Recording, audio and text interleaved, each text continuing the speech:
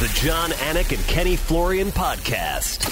John, Anik, and Kenny Florian. I f***ing love them. I can't get enough of them. Let's hear that Boston next. Big jab there from Duffy, and Frank Mir is hurt now. Down goes Duffy, out cold. Frank Mir does it again. Rock'em sock'em robots here. Oh my goodness. Hyperbole. They're a couple of absolutely self-involved bull artists. Here are your hosts, John, Anik, and Kenny Florian. Headshot, bang. Oh, done.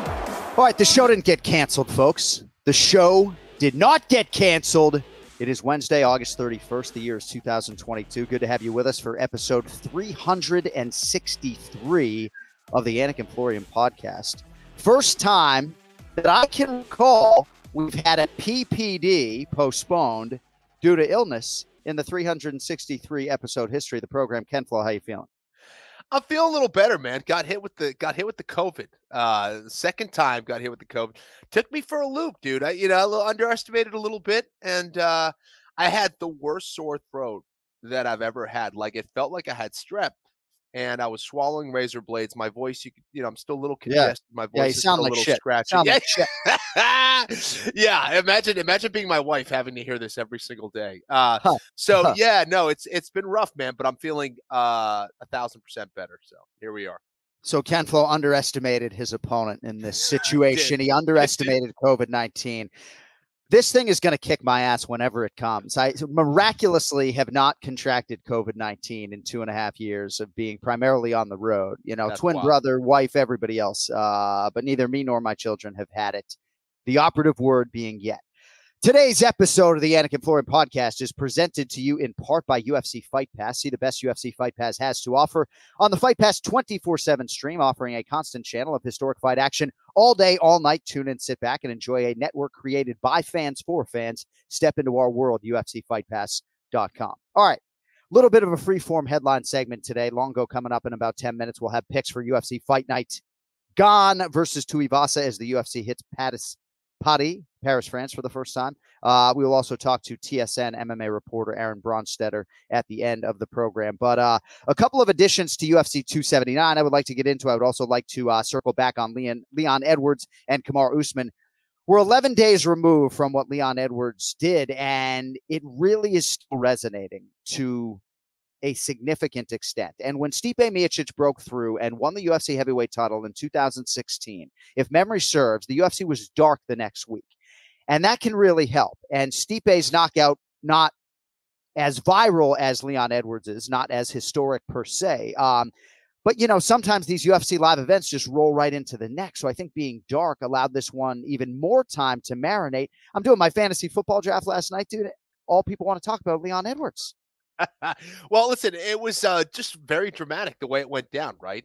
It looked like it was going to be Usman cruising to another Usman victory. It's just what he does. And then him getting caught in the manner in which he did.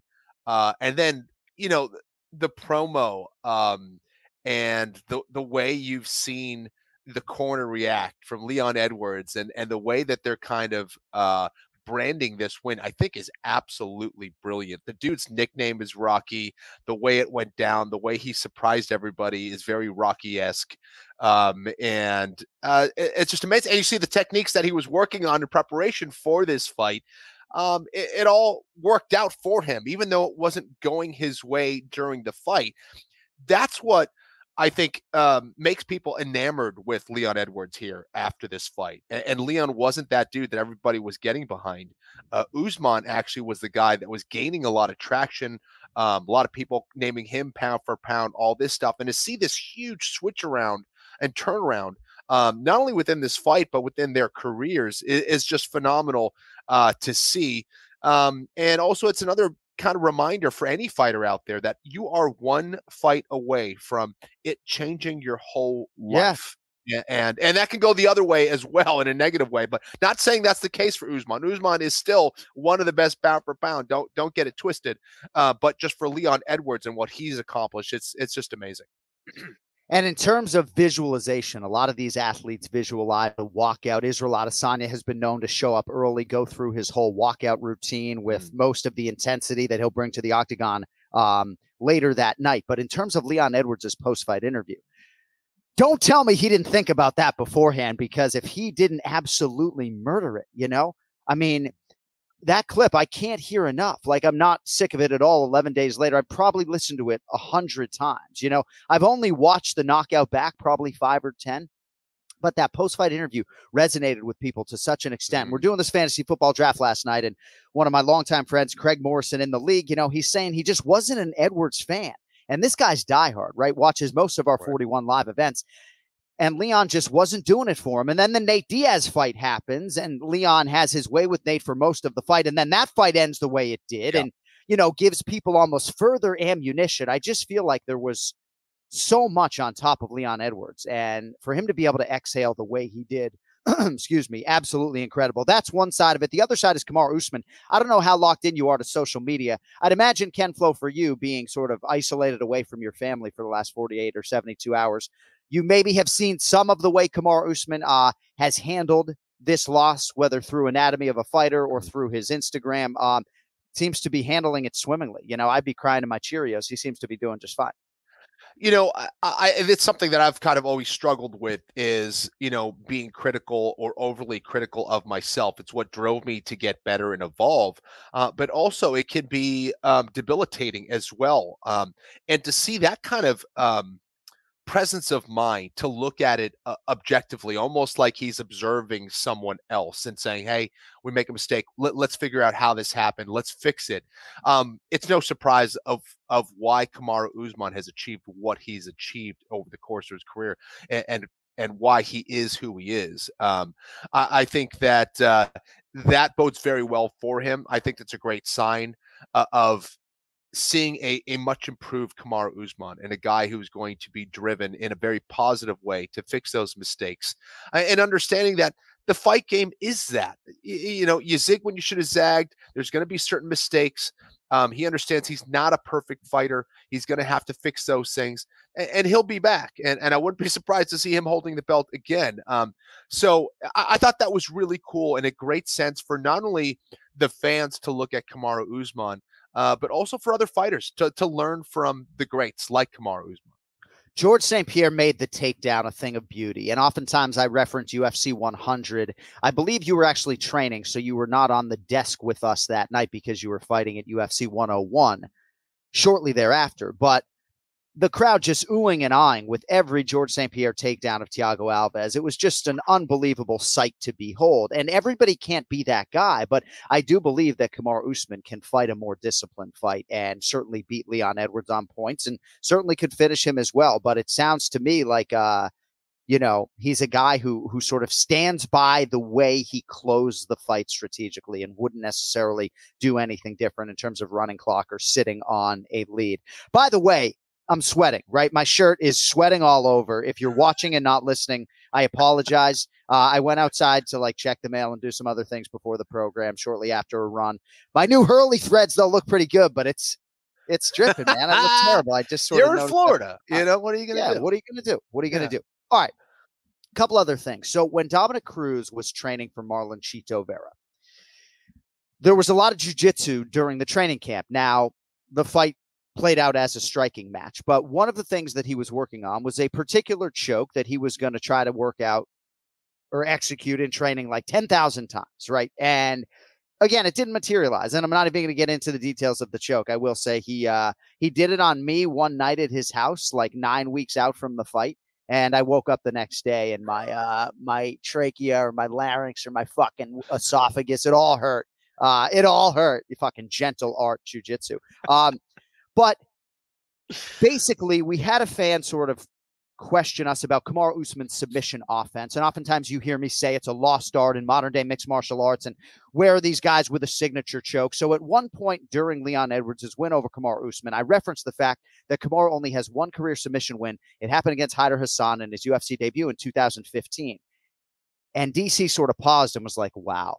Wow, of all the times that he gets you down and gets control of your back, he's never been able to execute a rear naked choke or get somebody out of there. And that perhaps that's neither here nor there, but I have to throw this your way because of your sort of credentials as not just a million fucking stripes on the Brazilian Jiu-Jitsu black belt, but you're historically one of the better rear naked choke guys in UFC history. Like, am I just simplifying this? Like, or is there something here in terms of meat on the bone? Like, if you're Kamaru Usman, like, are you trying to develop a signature choke, and why is that not a part of his game or Bilal's game, or am I just oversimplifying things? I don't think you're oversimplifying it. I listen.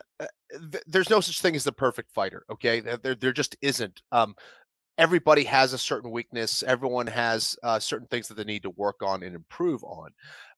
I think that when you have a guy like a Kamaru Usman who's so good at not only taking you down, but also kind of forcing you to give your back, even against very good guys on the ground, I think that's a skill that he absolutely should be working on. There is the control of the position, and that's typically where most people fail, is that they don't understand how to control the position, and then they don't understand how to bail out of the position in case they can't finish the rear naked choke, or in case their opponent makes a good move. So that fear or lack of understanding of that back control is what prevents them from committing to taking the back, just because there's I don't want the guy to get on top. But this is something that can be rectified. This is something that can be understood and trained. And then there's the finish of the actual choke, which should be worked on, right? So those two things together, if they are, when they're understood and when they are mastered or getting close to mastered, it's going to raise your finish percentage significantly. Not only because you can set up chokes from there, but also you can pound away from there. You can get ground and pound from that position. In devastating fashion. They have nothing to defend themselves with. So I absolutely think that is something that Kamaru specifically needs to work on. Why? Because he's very good, again, at exposing that back from his takedowns. The way that he sets them up, guys always go to all fours to try to get back to their feet. If he was good at that, he would be a much bigger threat, in my opinion. So perhaps that's something he starts to work on next. Because, again, if he had that choke, if he was threatening with that choke, not only would that zap his opponent a lot more, but you don't go into the fourth and fifth rounds. You don't allow your opponent back into the fight, right? Yeah. Guys like Nate Diaz, Charles Oliveira, certainly Kenny Florian. It's like you don't want those guys anywhere near your back. I want to read this from referee Jacob Montalvo. I came across this on Instagram and poking a little bit of fun at myself with the great art that is jiu-jitsu. Jiu-jitsu is challenging for everyone. If you accept its challenge, it will make you fit, formidable, connected, disciplined, and strong. If you complain, make excuses, and quit, it won't. This is simple math. Now stop being a baby and get to class. You know what, Jacob? I'm not going to stop being a baby. I'm not going to class. But I do believe, Kenny, that there's some truth in here, not just for, white belt tiers guys like me, but for other martial artists, whether it's wrestling maintenance or jiu-jitsu maintenance, or the willingness to put in the man hours, to do these things. I just think I'm not saying Kamaru is unwilling to devote, 1 million hours in the gi. I'm just saying a lot of people that don't feel like training jiu-jitsu all the time, Yeah, no, absolutely. And again, I think that at the end of the day, you have to realize that it's going to be a submission or a knockout that wins you that fight. Now, you could certainly use position for jiu-jitsu as well to get you that knockout, right? You get such superior position that you rain down punches until the referee has to stop. So, people forget about that stuff. And I think a lot of it has to do with the sportive elements of jiu-jitsu coming into play too strongly. They look at it from a sportive aspect of, oh, we're here to score points. We're here to get like little positions and find gamey ways of winning sport jiu-jitsu matches. When we forget, the art of jiu-jitsu is to submit, is to out-control your opponent to the point where they must give up. And we can also use position to use ground and pound, to have our fists from such a superior position that they have no way of defending themselves. So I feel like jiu-jitsu itself is getting lost in what it ultimately was supposed to be doing. Yeah, I got to do it. I got to get back in there. I feel like it's hard, man. You got a lot of shit going on, bro. I feel I got plenty of excuses. If Jacob Montalvo or anybody else would like to hear them, I got plenty of excuses. Speaking of excuses, this man doesn't need them because he's here right on the screws. Let us get to the star of the program and the Ray There Longo. we are. Oh, Hey! the old school bad boy threads, no less. Raymond Peter Longo here for his weekly segment. What's up, champ? What are we doing? What are we talking? What are we doing? What are we Ray, talking Ray. about today? Jiu-jitsu? What's going on? Yeah, I don't know if you have anything to add to the How much? conversation, but I'd love to see your hair if you could center yourself up a little bit. I mean, you are sun-splashed today, my man. I just want to see Yeah. Lucky. Yeah, Lucky just had to be removed forcefully from the room. So what's going on? I saw you cheated on us with UFC Unfiltered last week, Oh, filling my in on their gosh. program. Well, I had nothing to do. I had absolutely, I had scheduled, I don't know what's going on. Yeah. Wednesday. It's Wednesday. Yeah. Ken Flo had COVID-19. He's still bouncing out the other side, Really? Yeah. How was it? It knocked me on my Like ass. at the It wedding. knocked It me- was good, thanks, It was What? it was great. It was a good time. The beginning was a little, That was, I don't know. at the end, everyone started dancing. I ended up sounding like remember like Braveheart, King Longshanks, Edward Longshanks at the end of the movie where he starts coughing like Oh, that's how man. I was coughing. My throat felt like I was swallowing razor blades. I had like weird pressure in my head. I lost my sense of smell and taste. I was getting tired. Even today I walked my my son around the block in the stroller, and I was like winding, talking on like I was Yeah, winded wow. talking on the phone. Like, what the hell is going on? But anyway, so Wait, I'm still battling it, first but way time better. you had it? Second time. I felt like the second time hit me way worse than the first Wow. time. Vaccinated? Anyway. Are you Yeah, vaccinated? yeah. I got one vaccination. That's the problem. Yeah, you're right. You're right. So, Ray, I don't know the last time you put on a gi, but certainly for your guy, Aljamain Sterling, if he gets anywhere near your back, it's a real problem, And Oh, we were yeah. just talking about some of these guys who are elite, either wrestlers or grapplers, and a lot of their game maybe is rooted in suffocation, but they don't have a signature choke that they can go to. And as such, they have to win on points. I mean, it's a broad generalization. But I don't know if you had anything to add on our little jiu-jitsu conversation. No, I mean, I just was listening to you guys at the end. I mean, I do believe with Kenny, there's like anytime you make an art a sport, you're going to lose something. I think that's where you're coming from with that, and I think we've seen it with everything, and any sport. When you start putting rules in, you take out a lot of things that made like jiu-jitsu really good. I know back in the day, I mean, it really was just a great look. It's a great art. It's a great art for everybody to learn. It's a great art for self-defense. And like Kenny says, where I'll disagree, there's not only two ways you can win, there's two ways you can end a fight, which is a knockout or a submission. You can win a fight a lot of different ways, right, Kenny? Right. I know, absolutely. Absolutely correct. With that, but to end a fight, yeah, it's either a submission or a knockout. But if you're a wrestler, you could certainly, do a Dan Severn and hold somebody down for 15 minutes and you're winning the fight. Right. I mean, then same thing with a boxer. You got good head movement. You don't have to be the biggest puncher around, but you could outscore, you could outpoint a guy. But it still takes away from, I think, some of the basics of pure fighting for sure. All right, I don't have too much for you today. And again, we appreciate you pivoting here to Wednesday. There were a few fights added to 279 since we were last on the air. Most notably, Tony Ferguson up at welterweight, taking on the Leech Li Jingliang. So Ferguson was knocked out rather graphically by Michael Chandler at UFC 274 in May. And here he is turning around, granted up a weight class pretty quickly. Kempflo, what goes into these medical suspensions? Pretty quick turn for Tony, no? Yeah, I mean, so how many months has it been for Tony? So June, July, August, 3.5, I guess 16 weeks or so. Yeah, I mean, I think that's okay for now. You know what? He's had a lot of tough fights, right? He's been in some wars. That last one in particular, obviously, was a pretty devastating knockout. I think he's probably good to go. He's going to be in another tough fight here, but Tony's as tough as they come. It's hard to tell Tony, you're not going to be ready, or we need more time. Yeah. He's going to want to get right back in there. So I don't have a major problem with it, but I'd like to see him, at least get one of these fights where he's not going to take as much damage. He goes in there and gets a clean fight. Just knowing how he tends to fight, I don't see that happening, but I don't want to see a guy like Tony take too much more damage. That's for sure.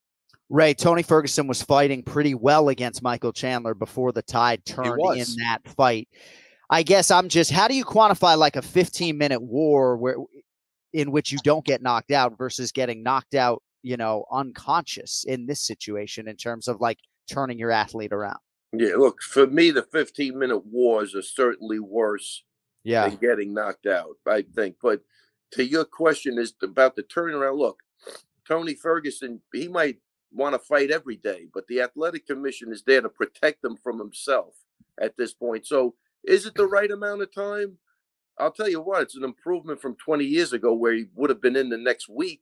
So it's an improvement from that. Do we know? I think we're figuring out as we go along. I mean, a lot of these things with CTI or the brain injuries is that they show up 40 years later, 30 years later, 20 years later. So I think if you had to go through the roster and figure out who might be a potential candidate, it's easy to do, but I think you're learning as they're going. And that is I'm with Kenny. I think he'll be all right, but the turnaround, I mean, they really don't want you to have any contact for like a month, right? They don't want you doing anything for a month, and then you're off to the races again. So hopefully there's some data that backs up what they're doing, but who knows? No, and again, I think it's a winnable fight for him. I mean, the Leech is one of the more prolific knockout artists up a division. He's a ranked guy. He's about a 3-1 favorite to beat Tony.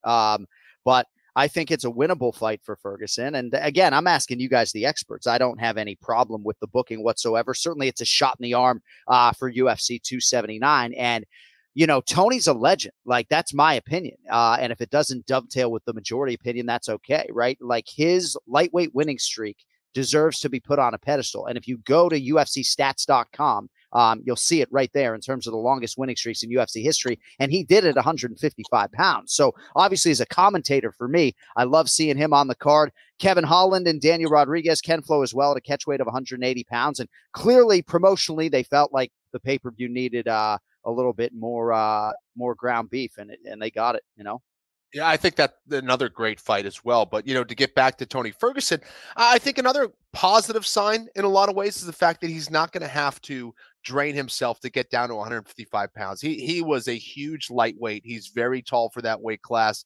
He's a bigger guy. People don't realize it when you see him in the offseason. You're like, he's a big dude.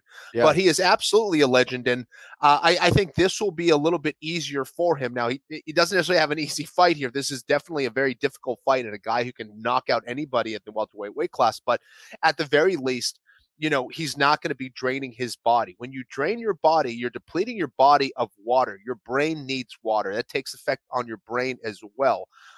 So yeah, I hope that this is going to take less of a toll on him, and we could see an even better Tony Ferguson here and a more capable Tony Ferguson here. Who knows? Ray, you look very serious and focused right now. You're scaring me. You're scaring me. No, I'm listening. I'm just, All right, two more things before I let you go. Well, I don't get it. I'm the third wheel. I mean, Ray, what do you think about that? Yeah, I you know what? I hope it works out for him. I don't want to see a tragedy, which is kind of what I'm feeling. But you know what? That extra 15 pounds is a big difference. Kenny's right on the money. You can't keep killing your body.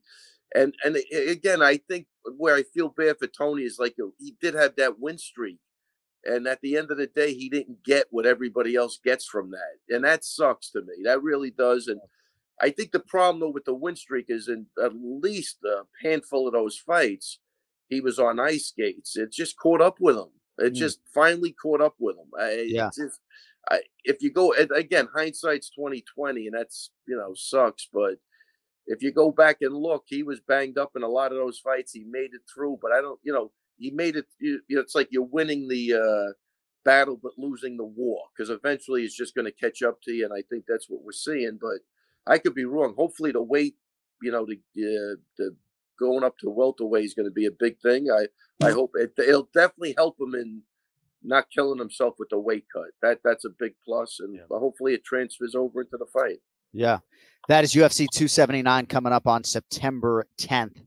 By the way, ESPN asked me for the audio from episode 44 of the program, on which I made the now infamous tattoo bet, because Nate is competing here at UFC 279. So I think they wanted to do some feature, but I think on the internet right now, it only goes back to like episode 122. So trying to find the archives for when I made that bet. Well, I that's didn't lose that. John. I got exciting. I don't know if I necessarily want that audio. No, it actually makes the point for me that I say I'm probably going to get the tattoo whether he wins or he loses, but that is neither here nor there. Couple more things with Ray Longo before we get you on out of here. Chris Weidman, anything there? Have you talked to Chris recently? I haven't talked through text messages. I've talked to him. Nobody talks to anybody anymore. That's what I mean. Have you these days you just got to go and do your thing. You get in, you get out. I'm in a routine, man. If I don't find time to make a phone call, it's just I'm on to the next day. But well, you got 52 more sleeps till Aljamain Sterling defends his belt in Abu Dhabi. Does that sound right? That sounds about right. Is your flight booked? I got my flight. I'm flying through New York. We should fly together.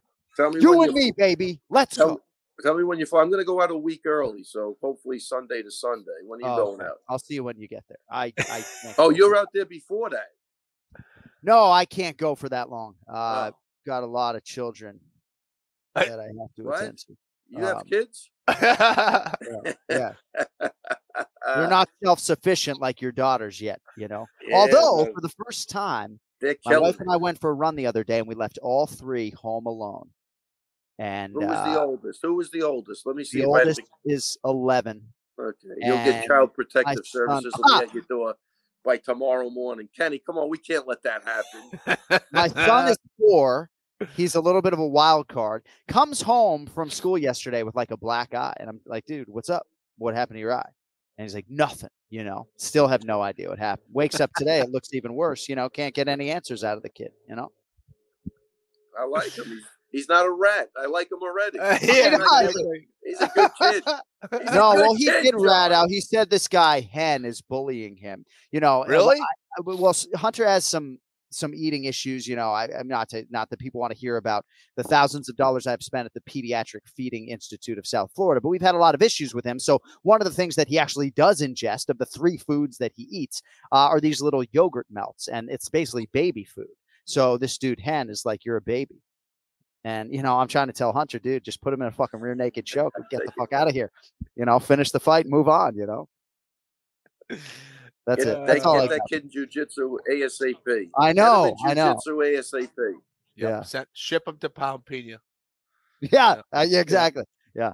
Hey, Pahupa, we got an Anik doing jiu-jitsu. It ain't me. All right, my man. Well, that's all I got for you today. I'm excited to see you in Abu Dhabi. I hope everything's going well with Aljo. It's short and sweet, my man. Short and fucking sweet. Ciryl Gane, Tai Tuivasa main event in Paris. That's a huge number on Tai. How do you not throw a little fucking scratch on Tai Tuivasa by knockout this weekend? A plus 600? No. Is he a plus 600? Well, no, he's plus 430, but I'd imagine by knockout probably plus 480, plus 500. Get a little sweeter for the knockout. I don't know. I'm sure Brian Petrie will tell. I think if this guy navigated with Ngannou, throwing those fucking haymakers at him, he's gonna be able to navigate through this too. He's a smart fighter, Gane. Yeah, and he's got the reach and the height and everything else. So yeah, whatever. Oh wait, let me just. I never answered the question. Weidman's leg is still banged up. That's what I was gonna say. The text messages or him sending me videos. He got an infection now in his leg. Oh man! Of the doctor plucking out the gauze from the holes in his leg. That's what he's sending me. So he's still not out of the woods. Damn, man. So we've seen guys come back from these terrible leg fractures, but it's not a guarantee. Right. What's Connor doing? It's just I feel awful. Connor looks like Connor was after him, and I don't think it was half as bad as what happened to Chris. Right. If any, I mean, Chris is a little, if anybody could do it, Weidman could do it. But I tell you, the videos he's sending me, I'm texting him back. Why even sending me that? I want to look at that. Your bloody gauze coming out of your leg, But Yeah, he's not out of the woods for sure. So how's he doing mentally, Ray? Has he said anything about? No, I mean a couple. I guess he was here a month ago. I think he's coming back in. But we went out to dinner. We had a great time. He was in a great spot. Yep. Vintage Weidman. It was awesome to see him, and that was it. Nothing. We didn't really talk a lot about fighting. We just really went out and had a good time. Yeah. Good. Longo's always a good time. Hey, appreciate your time. We will talk to you next week in advance of UFC 279, my brother.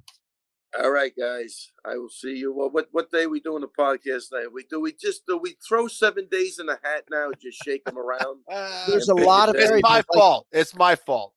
This coming Sunday, I'm going to be in Calabasas, California for Brian Stan's wedding. So there's always some variable. We're trying to coordinate 5 schedules, I got you. Yeah, that's you know what I mean? But yeah, I'm thinking it's probably going to be Monday night. Does that Monday night?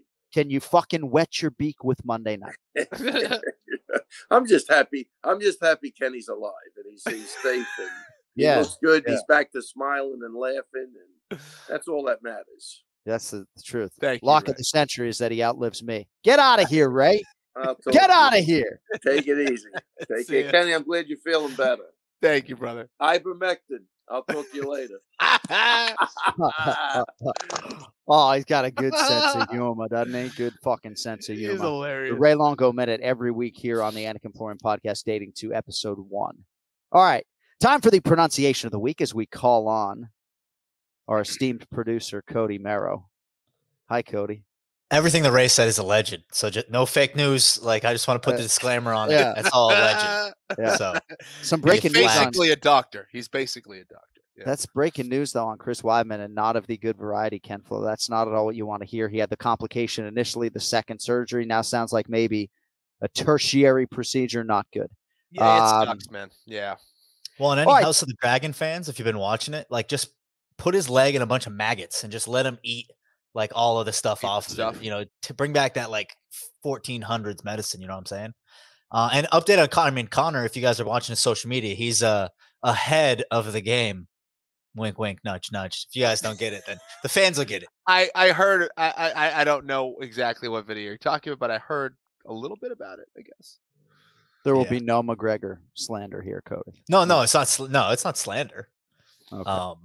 Right. I mean, he's just allegedly, having some intimate moments with his wife that he put on his Instagram story. Oh, right. Yeah. Ahead. All right. Of the game. I mean, do you see? I am so 44 years old. I mean, just right over my head, Yeah. Just terrible. Well, and hey, for Hunto, Mike Perry's down there. Why don't you just have him like train with Mike Perry? Screw the jiu-jitsu. Yeah. How about some bare knuckle? Like, nobody's fighting with Mike Perry's kid. Dude, shout out to Platinum Mike Perry, by the way, lining those pockets. And I agree, Mike, you are the best fighter in the game right now. So I agree. Yeah, and a big W on Remember the Show, too. I mean, that's right. Winning. Yeah. He's 1-1 on Remember the Show. He actually lost to me in his Remember the Show debut, despite a rally. All right. We got some guests coming up. We got to start to motor. Sorry to Brian Petrie and Aaron Bronsteter, who are probably sitting in the back like, come on, men. Pronunciation of the week. This Italian man faces Roman Kopylov. Part of the main card on ESPN Plus this weekend. He had a huge knockout of Joaquin Buckley in 2021. Otherwise, though, he's lost 4 or 5 overall. Cody Merrow, of whom am I speaking? So his name's going to be on the screen for everyone to take a guess, but Alessio Di Chirico. Sounds pretty good, Cody. Yeah? Alessio Manzo Di Chirico. He says it better than me. Alessio Manzo Di Chirico. Yeah, I mean, that's how we say it to Chirico, Ken Flo. Chirico. Yeah, I mean, Chirico. See, I was waiting for the Alessio. I was waiting for Kenny to pop that on me. Always a stickler. You don't want to be with Professor Florian. Yeah, I mean, can you imagine? You guys are. How many black belts have you ever given out, Kenny? I mean, those things must be fucking impossible. Not many. So there's pronunciation, there's diction, there's enunciation. Yeah. All I know is that Ken Flo saying these words in his non-native tongue sounds better than me and everybody else. That's all I'm saying. I don't know if it's enunciation or diction or whatever it is, but. So you're saying when the John Anik biography comes out, it's going to be narrated by Ken Flo? Yeah. Yeah, I mean, he'll certainly get the foreword. I don't think I can write a book, though, because all the sensational stuff Cody, you know why I can't write a book, you know? No, it's because you get the attention span of a gnat. That's why. Oh, what a fucking asshole. You know? Of a gnat. Here we are trying to determine what percentage of Anik and Florian LLC we're going to give to Cody, and he's telling me I have the 5% attention less. span of a fucking gnat. All right, let us get to the main event challenge. It is UFC Fight Night. Gane versus Tuivasa, Paris, France, live on ESPN Plus. Matinee here in the States. Let's get to the main event challenge. It's the main event challenge. Anik. The time is most definitely now. Florian. I finish fights. I'm going to do everything possible to win. The main event challenge. The John Anik and Kenny Florian podcast. Let's go, boys. Hey. From the MMA Takes podcast on social media, it is Brian Petrie, MMA. He's got a new backdrop. You can't necessarily see it in all of its glory here, but certainly on the MMA Takes podcast. What's good, BP? It's been a while. It's been a little bit. It's good. I want to first shout out the Anik and Florian Army. Most of the people who enjoy my content have come over to my social medias. My grandfather passed away, and the condolences have been fantastic, and it means a lot to me. So thank you for every single one of you guys out there. And that's it. Other than that, I'm chilling, man. I'm sorry to hear about the loss of your grandfather. Thank you. That did not cross my wake on social media. Sometimes it does, sometimes it doesn't. Right? Yeah, it's fine. Yeah, I certainly send you my condolences. Sounded like a pretty good man, though. Yeah. Yeah, he was. When I first came on the show when I was on vacation, he lived in Wilmington, North Carolina. That's where they retired at. And that's where I was visiting when I did the show the very first time on vacation. So it's kind of cool. But yeah, he was an incredible guy. I mean, he's just incredible. And he was ready to go. He was 95, lived a full life. So yeah, he was amazing. Was he a Cincinnati Bengals fan by chance or no? No, he was. Okay. So he's from Brooklyn, New York. So he didn't really like football, but he liked the Mets. He was a Mets guy. Okay. A lot of Mets. These guys, Longo doesn't like football. I don't like, for me, the NFL, right? I had my first fantasy draft last night. Everything in my life is better when football is in season, you know? 100%. Yeah. I have a lot of mental health issues when football is not in season. Yeah. Right. All right. Let us get to some selections. We've got 6 of them. I would love to get your thoughts on Leon Edwards, but I feel like we're chasing the clock, you know? Jeez. I mean, heartbreaking. Usman's my guy. Heartbreaking. Yeah. All right. First pick today for us is going to be a middleweight. Big fight here. It's going to happen early on the card, on the preliminary portion, but I wanted to see where you guys fell on it. Nassourdini Mavov, minus 250. Joaquin Buckley, plus 210. I mean, can we put some respect on Joaquin Buckley's name, please? Yeah. Imavov, born in Dagestan, trains, though, under Fernand Lopez at the MMA Factory in Paris. He's been pretty impressive, BP, in the UFC thus far. Stopped Edmund Shabazian last November, then had to withdraw from a fight against Kelvin Gastelum this past April. I believe that was because of visa issues, and now he draws the showstopper, the show stealer, Joaquin Buckley. Brian Petrie, your thoughts? Yeah, I'm glad you added this to our pick'em because, I mean, it's, 4 fights in. It's a little low on the card. It's a great fight. Imanov coming off 2 fights, looking good. 2 fights before that, I thought he looked a little average. I mean, he's a tall drink of water at middleweight at 6'3", kind of leaned out, has a unique striking. He's very fluid. Doesn't look like he can crack, but he can crack. Pretty good on the ground, but Buckley is just a powerful dude with dynamite in his hands. He's fast, explosive. His last fight, he showed that he was mean. And I fucking love that. Durev and him had a lot of shit talking going back and forth. Biggest knock on Buckley, though, 3 of his 4 losses come by knockout. That chin is questionable, boys. Got to be careful with that. But chin or not, give me the dog shot here. I think when you're dog hunting, you look for the intangibles. And I think Joaquin Buckley has an intangible in his hands. You got Imanov fighting kind of at home. We talked about how that could be a mixed bag. I know he's from Dagestan, but he represents France. So with that chunky number next to his name too, at plus 210, I love it. I'm going to play that plus the prop by Buckley by KO because I don't see him winning any other way. So let's start the night off with the dog, boys. Nicely done. I love this fight, Ken Flo. Joaquin Buckley has won 3 straight, 5 of 6. Your thoughts on him here in the role of underdog against the local Nassourdini Mavov? I think this is going to be a fantastic fight, actually. But I certainly see the value here for Joaquin Buckley. I obviously a big puncher, big striker. I thought his last performance was probably the best of his career. And I think that's the way he needs to fight moving forward. If that guy shows up, man, it's going to be a really tough fight for Imavov. Is that what we're calling it? Imavov. Right? Imavov, sorry. But I'm a big Imavov fan. Even in his loss against Hawes, I thought that he showed a toughness, a resilience, and a skill level. I think that was far beyond his experience level. He has only gotten better. He's only getting more confident. I think his size advantage is going to be significant in this fight. So I'm going with Nasruddin Imavov. Love it. Love the enthusiasm, boys. All right, next up at featherweight, the active schedule continues for Charles Jourdain, -130 here against Nathaniel Wood, who comes back +110. So Jourdain competing for the 5th time inside a calendar year and just 6 or 7 weeks removed from that majority decision loss to Shane Burgos. Wood, on the other side, won his divisional debut here against Charles Rosa. That was just last month. So relatively quick turn, Bri, for both guys. What do you think about Nathaniel Wood here against Charles Air Jourdain? Yeah, I like the move up for Wood to 45 because, I mean, he's not the biggest guy in the division, but you saw the picture of him at 35. He had veins in his stomach. I didn't even know stomach had veins. I just don't have them. So it's nice for him to go up to 45. He can compete. This is why he can take this fight on short notice. This is why, because the weight cut's not, and he can show his all skills. I'm borderline with the weight cuts up, but my guy Jourdain's got that dog in his chest. And we all saw the Shane Burgos fight. Incredible. Before that, he took Lando Venata's neck home. Before that, Canadians are all nice, right? Well, he wasn't nice to Andre Ewell. He's fucking 300 kicking him across the cage. Guy's got a little mean streak in him. I think he's really skilled, and he's young too, which I like the active schedule with the young guy. And I think he has the edge everywhere besides speed. I think speed's going to be on Wood's side. Wood's got good leg kicks. He pieced up Charles Rosa's last time out, but this isn't Charles Rosa. I think Jourdain's got to use his movement, and he's got to use his timing to beat the speed. And I think size is going to play a factor in here too, because I do think Wood, he's 5'6", a little bit compact. And I think Jourdain's going to kind of play bully ball with him a little bit. Going to be a fun fight. Both guys like to stand up and bang. So I'm going Jourdain by decision. Kempfel, what do you think about this one? Charles Jourdain, I think, was set up well there by Bri, just in terms of the unquestionable heart and the mean streak, the size. I thought he'd be a little bit of bigger favorite here against Nathaniel Wood. What are your thoughts on this one? Yeah, listen, I agree with BP here. I think it's going to be a fun fight for sure. I just think the physical advantages here for Jourdain are going to be a little bit too much. I think Nathaniel Wood has a lot of potential. I think he's a solid fighter, no question about that. I just think Jourdain has that extra bit of nasty, and I also think his propensity for finishing fights and fighting in that manner is going to be the difference. So I like the Canadian as well.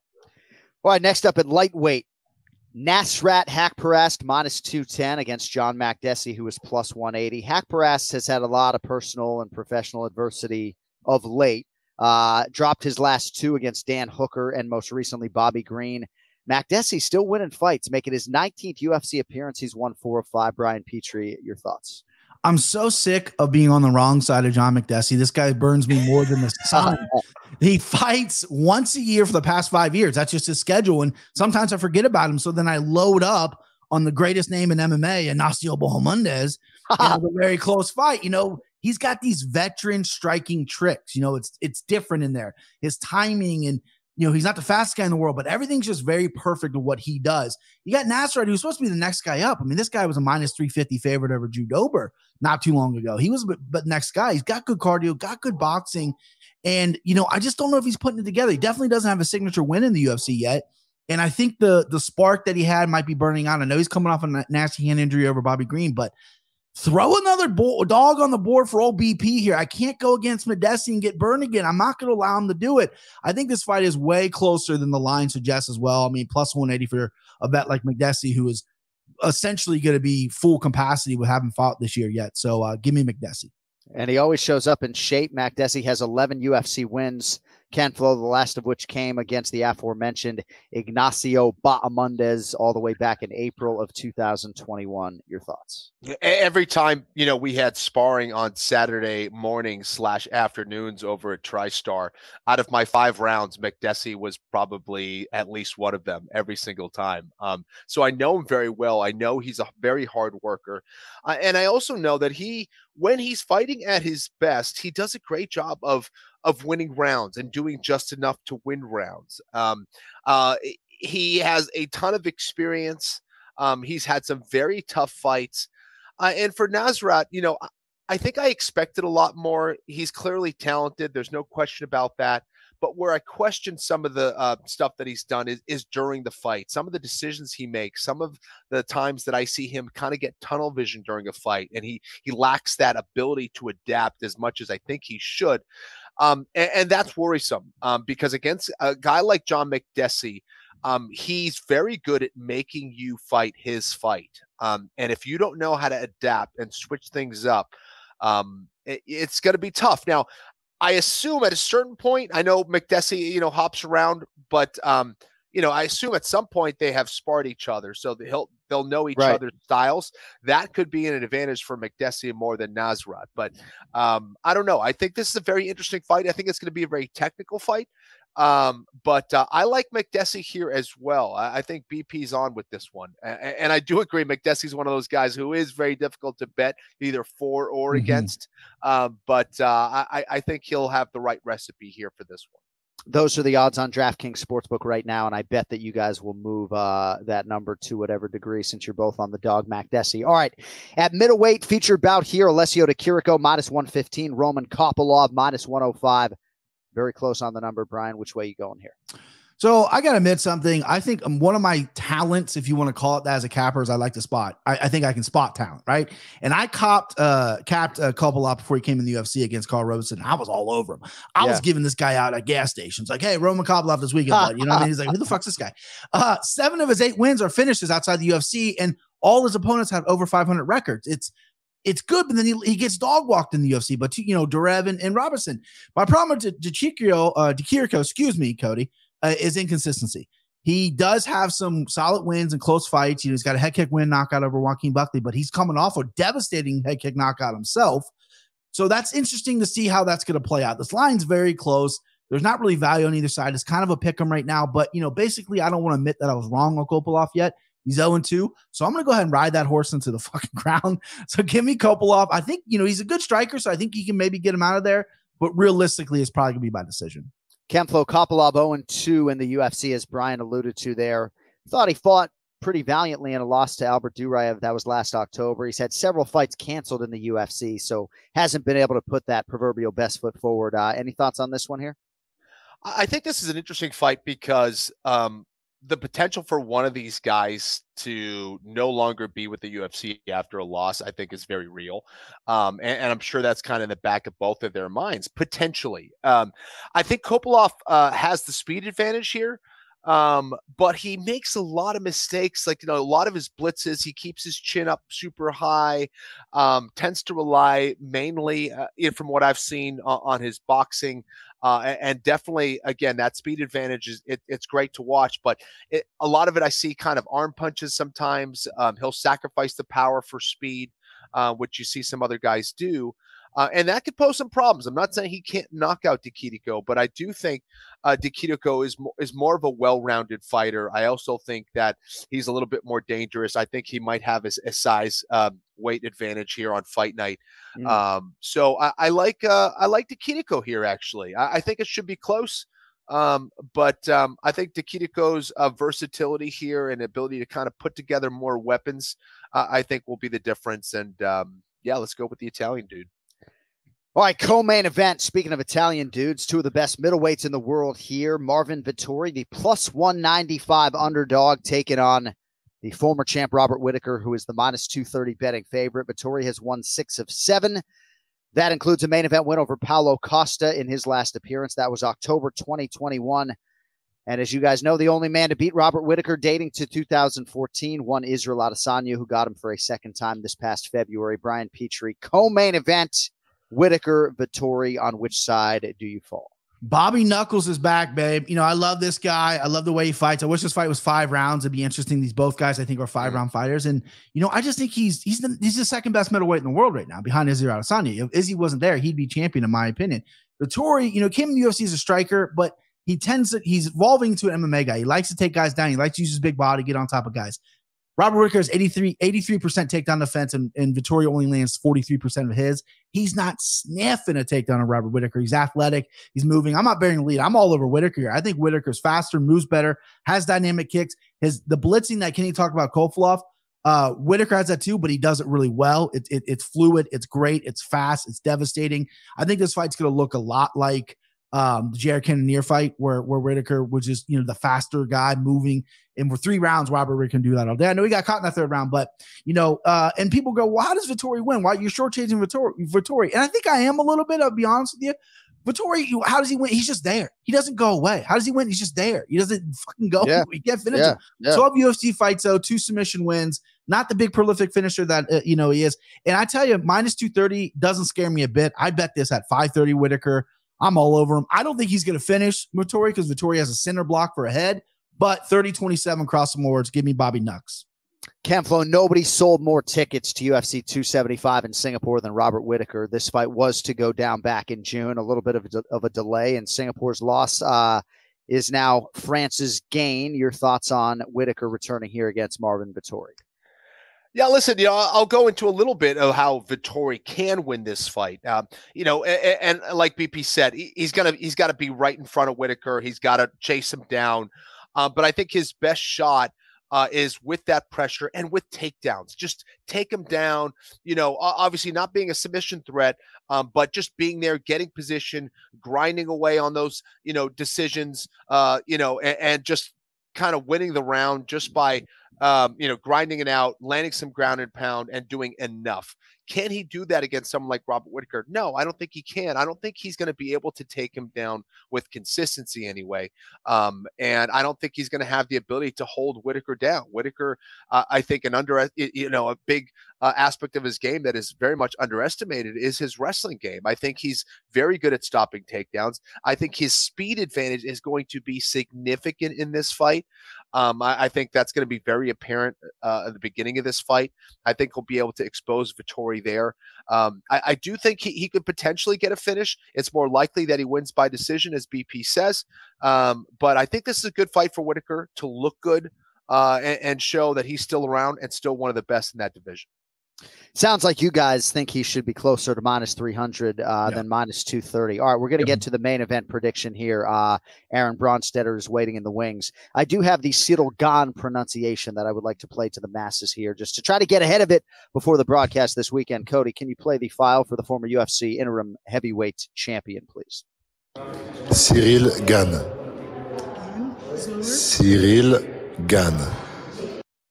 All right, so we all know it's gone. Ciryl, very difficult, right? I remember when Ciryl Asker used to fight in the UFC. I mean, that Ciryl is a huge fucking Ciryl Diabate back in the day. I mean, you could definitely argue that we mispronounce and we focus on the wrong syllable in Ciryl, but you know what? I'm not calling the fight. So Ciryl Gane, a whopping minus 560 favorite here against Tai Tuivasa. The latter, Ken Flo, can be had at plus 430. We will lead with the former 3-time UFC title challenger, Kenny Florian, as Gane gets back on the horse for the first time since losing to Francis Ngannou. Your thoughts on him here? I would say prohibitively favored against Tai Tuivasa. Okay. What do you think, Ken Flo? Yeah, listen, I think Tuivasa is an interesting underdog here. He has the capability of knocking out anybody in that division, hits very hard. Another guy who's not going to go away easy. He's going to fight to the end. But I do see a big advantage here for Gane in that he's going to be significantly faster. He's going to be larger here, and he's very patient and he's very smart. Those are 2 key ingredients that he's going to need against someone like Tai Tuivasa. So yeah, I was just very, very surprised by some of the decision making he made in that fight against Francis Ngannou. But hopefully he has learned from some of that. I think he has a ton of talent. And I think we'll see him back at his best, fighting in Paris, France, and, having those fans behind him. It could go the other way, but I think that we'll see a very composed composed guy, and we'll see a guy who's going to execute at the highest level. So I like Ciryl Gane here as well. A lot of people don't know what prohibitive favorite means, right? I am saying he's a prohibitive favorite, meaning that I am prohibited from betting on him at minus 560 because $560 to pay 100 just seems out of whack to me, given the role that Tuivasa is on. I understand the matchup, but for Tai, Bri, goes from 9-0 to 9-3. People kind of bury him now, 14-3. He's won 5 in a row. Brutal knockout of Derek Lewis back in February at UFC 271. He's got momentum. He certainly has confidence. The work ethic seems to be aligning with some of the obvious talent. You give Ty any chance going in here plus 430 against Ciryl Gane or what? I mean, yeah, of course I do. I mean, you asked Ray earlier what the knockout number was. It's plus 650 for Ty to win by knockout on DraftKings. 6-1 is sexy, baby. I mean, that's a nice little number. Plus 425 is nice too. But if you're on the Gane side, you're prop shopping. I mean, that's just, I mean, he's very high. This is a heavyweight fight, regardless of how we compare levels or whatever. You got a prop shop for this guy. And what I like about Ciryl Gane is he's a kickboxer that came out of MMA. And he's got 2 submission wins in the UFC. He was going for submissions on the ground. I don't know if they were sloppy or not, but against Francis Ngannou, he's rolling for legs. He's doing something. And Ty, I'm starting to really turn the corner on this guy. I wasn't the biggest fan because I think the shoeies are kind of gross. I'm one of the MMA fans that's like, don't spit in it. But the guy's lovable. He sells tickets. He's a needle mover. He's hilarious. And coming off 3 losses, 2 of them by finish, and then rattling off 5 wins, all by finish, is just a testament to how tough this guy is up here. And obviously making the training camp about himself and really sticking with his guns going, I'm going to have to go all in on this. And that's what he's done. Problem is, I think Gane's just a bad matchup for him. I really do. I think Gane, in and out movement, his size, I mean, moves like a welterweight. I think he can take this fight anywhere, to be honest with you. I think Tai Tuivasa, the question mark is still on the ground because Ty fights with 0 fucks given. He'll bang with anybody. He stood up with Derek Lewis. But I think with Ty on his back, it gives me a little pause. Not saying Ciryl Gane is this world-class jiu-jitsu guy, but he does have some skills down there. Head and arm choke is one of his go-tos. But I'm going to go with Gane, and I'm probably going to play by KO or maybe even sub if that's juicy as well. But of course, I'm a value boy at heart. There's value on Ty here, but my pick is going to be Gane. All right, both guys like Ciryl Gane to get it done in the main event. If you want more content from Brian Petrie at Brian Petrie MMA, he is the host of the MMA Takes podcast, and it looks like he has a new studio, so you should check it out. BP, good to see you after the idle week last Sunday, and we'll talk to you probably Monday night in advance of the pay-per-view next week. All right, brother? Man, Nate Diaz, Chimaev. I'm excited already, boys. Let's go. Thanks, boys. There he is, Brian Petrie, with us for the main event challenge. And we are now going to bounce it right back to the guest line, and joining us for his monthly spot, the great MMA reporter for TSN, Aaron Bronsteter. I noticed in the Twitter bio, no longer content editor. So I don't know if there's been an evolution of your role or if I'm just reading way too deeply into things, but it's good to see you nonetheless. Well, I am the department for the most part. So whatever role in the MMA department of TSN there is, it's most likely me that's behind it. But yeah, I'm content editor, reporter, mostly reporter at this point in time. So I opened the show sort of talking about Leon Edwards. And for the second straight week, we began the show talking about Leon Edwards. And that is in part because the UFC was dark last weekend. And I sort of softly suggested that when Stipe broke through and beat Fabricio Verdum to win the heavyweight title in 2016, I thought he benefited from the fact that the UFC was dark the following week for one of only, 9 weekends all year. That may not even be a factor as to why this win has reverberated to such an extent. But I guess I just wanted your 2 cents on Leon Edwards sort of taking over the welterweight world just 11 days ago. I think it's how it's done and who it's done against, right? I mean, the extra week off just gives it a little bit more momentum until we have that next big event, which is this coming weekend in Paris.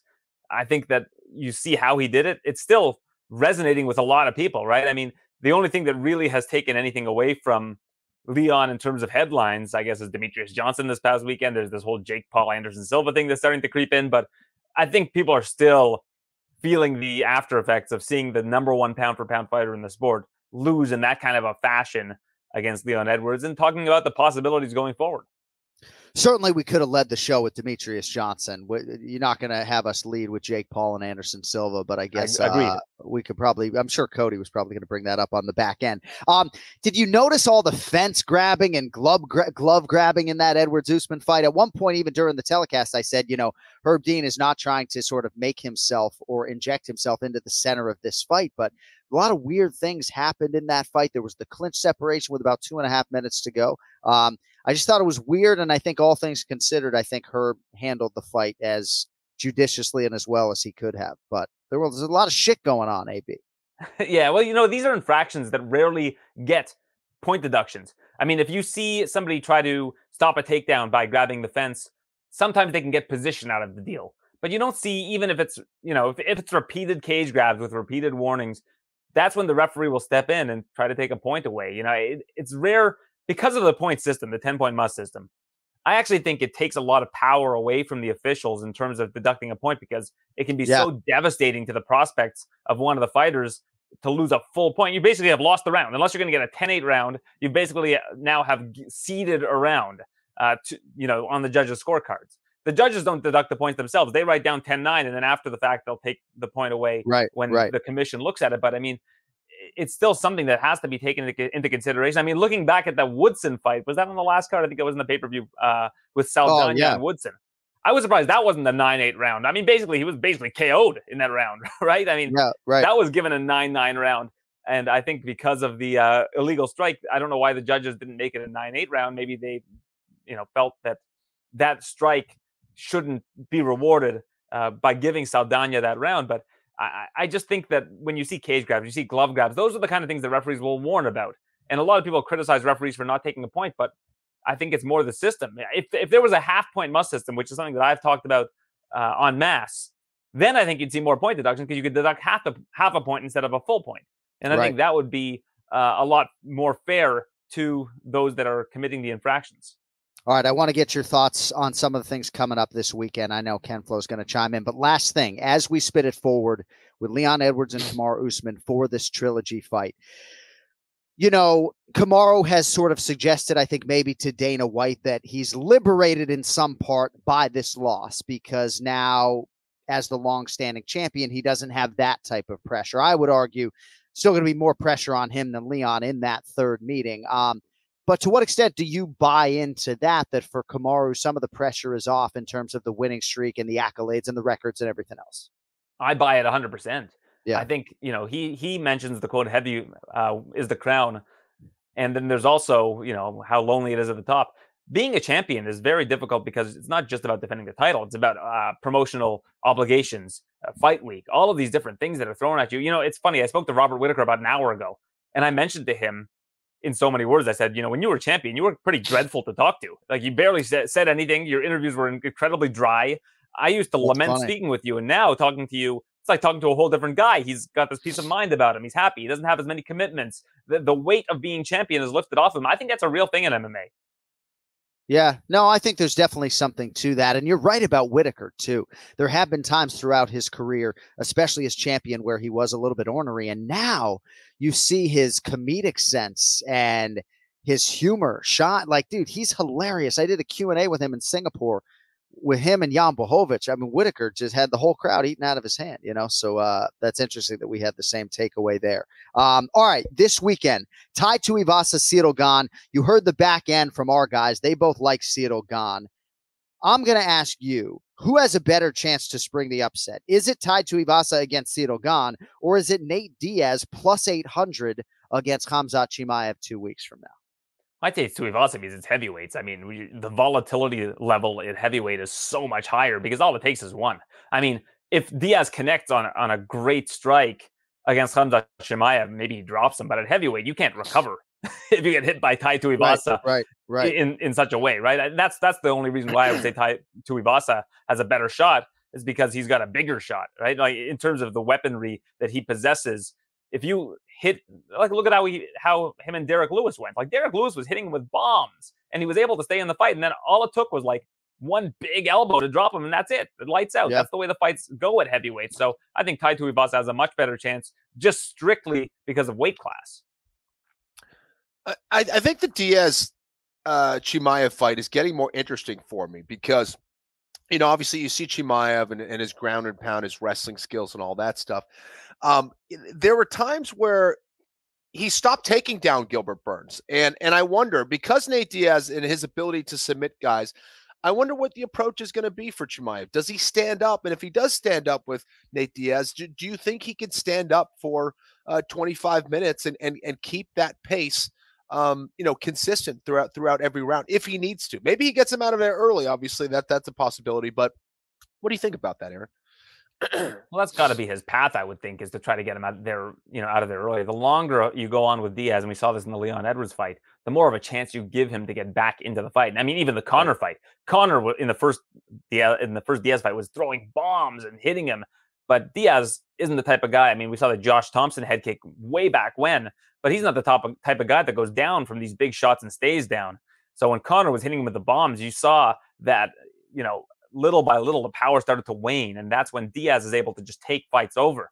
I think Chimaev is going to put his foot on the gas early on in this fight and try to get Nate out by any means necessary, because I think the longer the fight goes on, like you mentioned, Kenny, I think that plays into Diaz's hand. So we got this Canadian flavor on this Paris show a little bit, right? Charles Jourdain, John Makdessi. I mean, how does your coverage change for athletes that are of Canadian descent versus how you cover the pay-per-views and the big shows? Well, yeah, I always want to shine a spotlight on the Canadian athletes. We had Alex Morgan unfortunately fall short yesterday on Contender Series, but Charles Jourdain, I think, has become a real kind of folk hero in terms of how he fights. The way that he presents himself in the cage.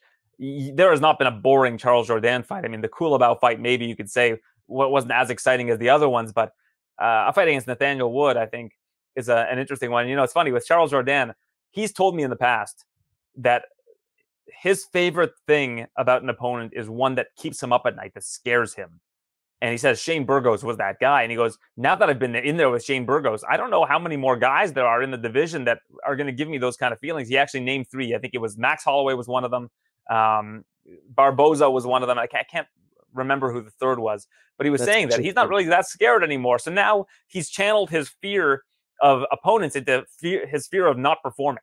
He's made that his fear instead of a particular opponent. I asked him about Nathaniel Wood. I go, are you scared of Nathaniel Wood? He goes, I just saw this guy in the lobby.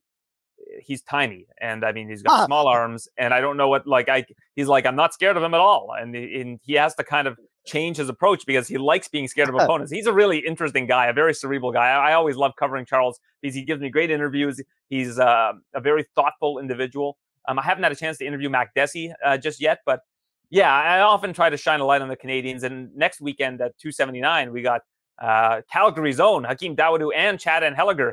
They train together. So nice to have both of those gentlemen on the card.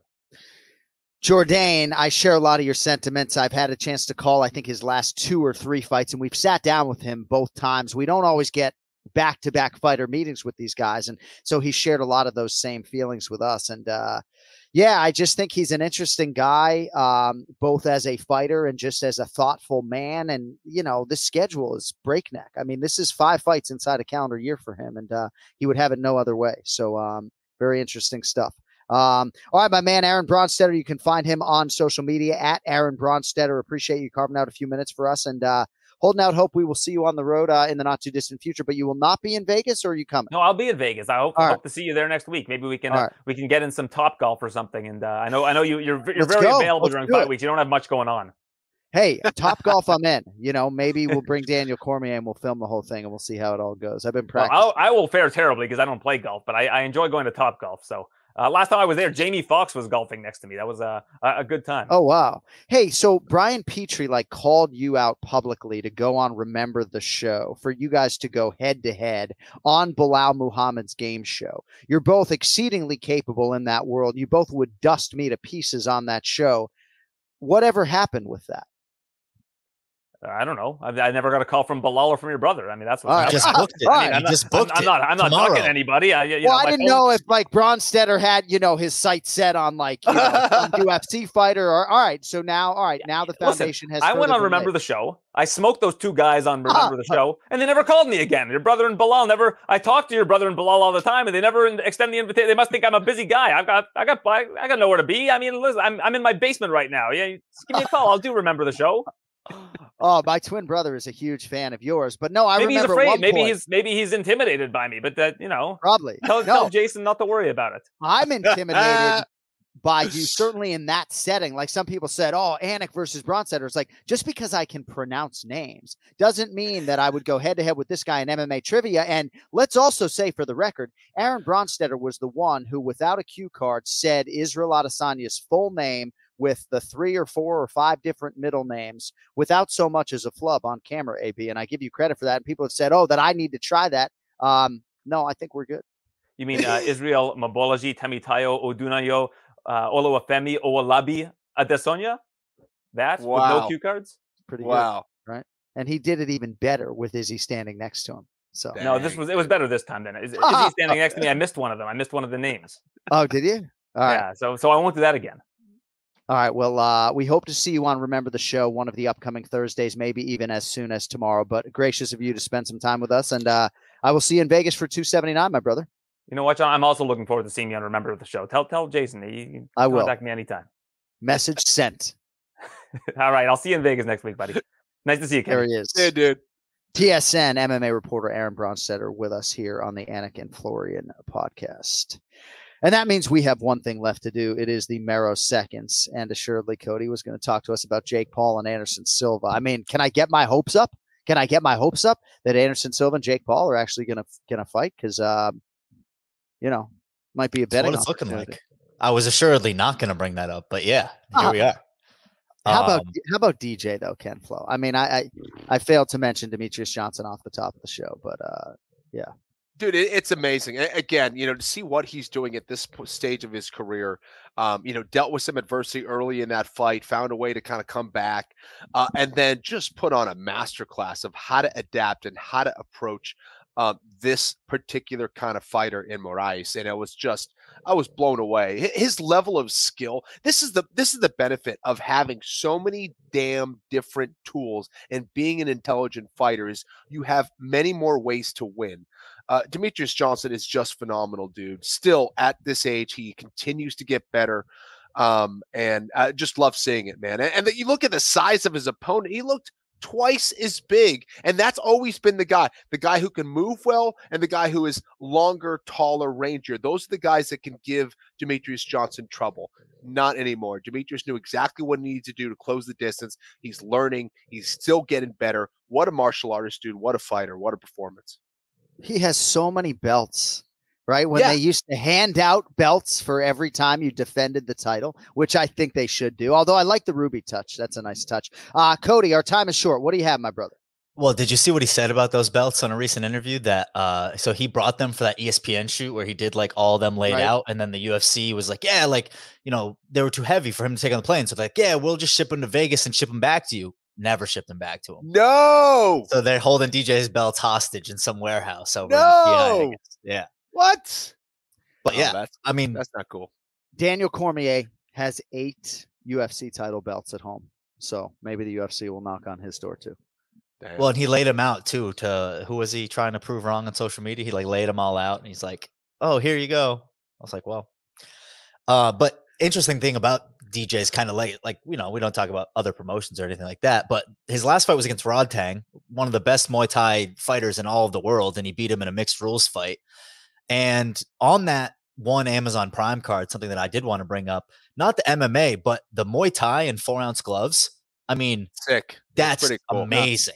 Yeah, like that is some of the funnest shit to watch that I've ever seen in combat sports. So if you didn't see the Pompeiak KO, I thought that was incredible. And then Nongo had a leg kick KO. His opponent literally couldn't get up. So it's Muay Thai. They have a 10-second count. He was literally just sitting there with his hands up like, I can't move my leg. So you want to see some damage, you go see those highlights. It was a great show. Kind of jumping around here. Strickland versus Cannonier is off. Strickland suffered a finger injury and got infected. So that fight, they're scrapping it. I thought it was a little quick for Strickland to be coming back anyway off of a devastating KO, to be fighting, 2.5 months later? I mean, even for a tough guy like him, I thought that was a little much, but he's been training with Chimaev and Till, so I doubt that they have any soft days over there. Yeah, I wonder if they'll rebook Cannonier in the main event or if they'll just scrap it all together. I guess we'll find out. I mean, who would he fight? I'm not a fucking matchmaker. I'm a commentator. I don't have my notes in front of me, but, Jack Hermanson. They already fought, singing and dancing, Jack Hermanson. Alex Pereira posted on social media that he's 226 pounds at 9.5% body fat. 9.8%, sorry. Yeah. That's insane. He's 73 days out from a title fight. Kenny, how big did you ever get away from your weight? So the biggest was I was 187 and I had to cut down to 145 pounds. Interesting. That's good for you. Your liver, I just heard your liver. Except I'm not 9% body fat at 187 pounds. Yeah, I mean, Right, but Patty's you're probably similar, 5'11", right? you know, 42 Dude, pounds. Dude, but in that pit, wasn't there a picture of Pereira standing next to someone else, and he like made that 205er look small? Who was he standing next to again? Yeah, Do you remember? that? Anyways, I could find it, but yeah, no, he did. And then people were massive. photoshopping him to be, 3 times the size of me. He's massive. Yeah. Ben Askren posted that he would only come back for a rematch against Jorge Masvidal. Is there any interest from you guys from that? Would you guys watch that fight? Oh, yes. To me, that's the most interesting fight for Jorge. I mean, unless it's Kobe, but like that fight's not. That would interest me a lot. Yes. Yes. Because I was so excited to see that fight. And obviously it was a 5-second fight. Oh, you almost missed it. You said on the other show. So you almost missed the entire fight. So as we look ahead here, as John said, football season's kicking off here. I know everyone's ready to fade my against the spread picks at the end of the show. Yeah. DK Sportsbook football futures. Be catching fades if I go and visit John, I guess. NFL football futures for the championship: Bills plus 550, Bucks plus 700, Packers plus 1,000, Chiefs plus 1,000. Any interest? Any wet in your beak on those? Well, I mean, I played Buffalo. I got them as high as plus 620. I have 4 tickets on Buffalo. But I'm looking at more of the conference futures than actually to win the Super Bowl. I do like the Rams 5-1 to get back to the Super Bowl. So that's just a ticket on the Rams to win the NFC. And I have the Raiders at 23-1 to win the AFC. It's come down to 16-1. So I know a lot of people like the Chiefs, and no, there's no homerism. I don't like the Raiders nor root for them. I don't root for Josh McDaniels per se. That depth chart's absurd, though. I like the team. I like the roster. Yeah. So. I'm rooting for Bruce to get us on-field seats for the December Raiders 18th, Pats game. Yeah, working on it. So yeah, we gotta keep reminding him of that. But speaking of Patriots, so the over 8.5 minus 125. I'm not a big fan of that. I'm gonna be completely honest. I think the Patriots are going to go under this year. So under is plus 105. What do you think? 8.5? Yeah, I think they go 8-9 or 9-8. I think they'll be a middling outfit, but I'm an optimistic sports fan. You and my twin bro, these guys are so fucking pessimistic, Bill Belichick's still on the sidelines. Let's go. And I've been out on the Red Sox since like May. So yeah. Yeah. But good. Oh, another thing I did see, it was funny.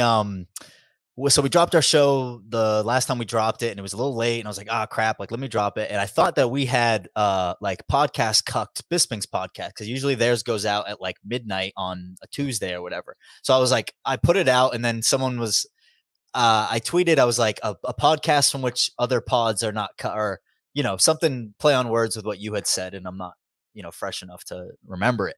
And Mike Harrington from Bisping's podcast was like, oh, like they're trying to go at us, blah, blah, blah. Like, Cody, fight me. I was like, Harrington, I was like, if you can come down to 155, like, I'll be more than happy. And he's like, I'm like 200. I'm like, bro, I haven't been above 170 in like 3 years. So there's no way. So if you want a Harrington, you're going to drop like 45 pounds. But, I'll be training with Longo. We'll do a embedded. We'll call it In Bed with Ray Longo. It'll get great views. I don't even know what to say. Dropping the podcast. I don't even know. Bisping does huge numbers. You should go listen to his show. That's my guy right there. He's actually filming a movie, but he will be on the broadcast in Paris this weekend. All right. Thanks to our sponsor today, UFC Fight Pass, the world's premier combat sports streaming service with over 200 live events, the largest fight library in existence, original shows, and so much more. Sign up for 1 year and get half off for a limited time at UFCFightPass.com/sign up. And don't forget Anik and Florian Rewind as we look back at a seminal moment in UFC history, as only we can. Several episodes exclusive to Fight Pass are up right now. Thanks to our guests, Ray Longo, Aaron Bronsteter, Brian Petrie. Our executive producer is Cody Merrow. With that, for Ken Flo, I'm John Anik. Thank you all for listening. Sorry for the 48-hour delay. We will be back in your lives on Monday night as we get ready for UFC 279. Until then, be well, stay healthy, feel better. Ken Flo, yo fucking late.